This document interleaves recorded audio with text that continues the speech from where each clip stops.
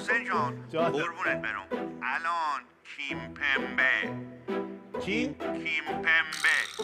بازی کنم، خب لامبورگینی اونتادورش خب این سپر جلوش خورده.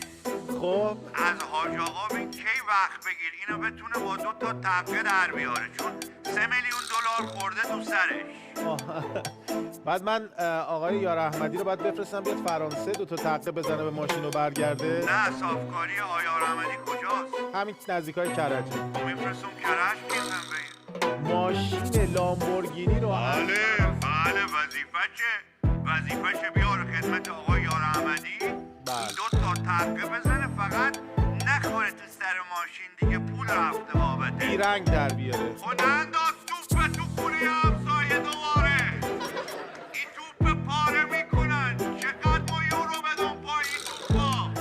جناب خان بی وجدان پاره نکن توپ خود. حاج آقا شپغل ناک چوک پاره. شپغل لاخل پاره نکن، شغل بلقه یورو رفته ای پاش. فرانسوی جناب خان فرانسوی داشتی حرف می‌زدی؟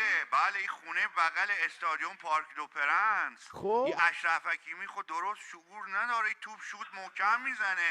آها. افتاد خونه حاج آقا ژول بلاغز. همین بغلمونه خونش، حاج آقا ژول بلاغز. این همین خورده عصبی تو پای هی پاره میکنه. یورویی که داره از جیب ما میره.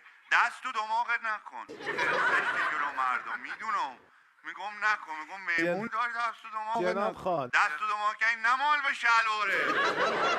نکن، زشت مرد تو بزرگ شدی قربون. جناب خان جان من وسط صحبت بودم الان. عذرخواهی میکنم، پس سلام برسون. عذرخواهی خواهش میکنم کاری نداری با من. عذرخواهی میکنم قربونه فدات. سلام خودت باش. خدا نگهدار.